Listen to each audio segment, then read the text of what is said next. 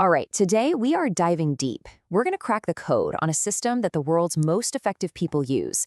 And listen, this isn't about little life hacks. We're talking about building an entire architecture for elite level productivity. Let's get right into it. So here's the big question, right? The one that can really drive you crazy. How on earth do some people get more done in a single hour than most people do in a full day or even 10 hours? The secret, and this is the key, isn't about working harder. It's not about magic. It's about designing a superior environment, one that practically forces you to perform at your best. So here's our roadmap.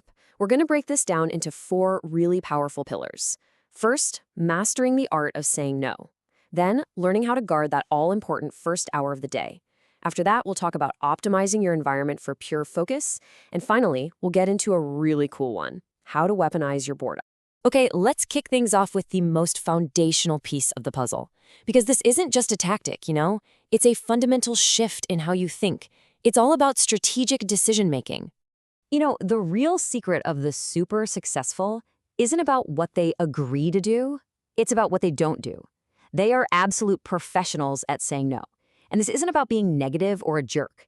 It's about aggressively, intentionally creating wide open space in your life for the truly game-changing opportunities. And this, right here, shows you exactly why that's so important.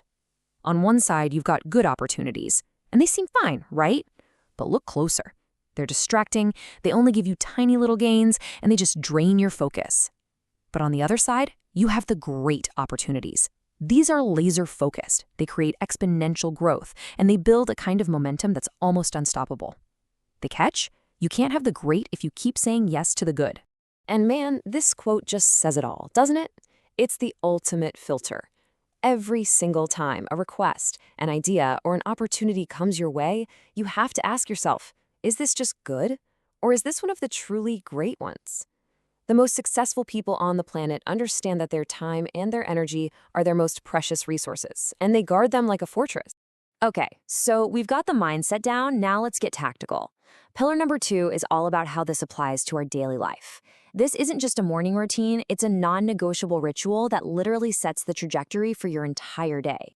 I want you to start thinking about your first hour awake as sacred time. It's this protected period where you set the tone for your entire nervous system. Seriously, what you do in this hour basically decides whether you're going to have a focused, proactive day or a distracted, reactive one. And the top performers, they treat this hour as completely untouchable. So, what are we protecting it from? Well, here are the main culprits, the enemies of that first hour. These are the cheap, easy dopamine hits that completely derail your focus before you've even started. Grabbing your phone, diving into your email inbox, scrolling through social media, checking the news. Boom, you're immediately on the defensive, reacting to everyone else's agenda. Elite performers just don't do it. Period. All right, our mindset is right. Our first hour is protected. So now let's talk about the actual space where you do your work. This third pillar is all about engineering your physical and digital world to create a state of deep, uninterrupted focus.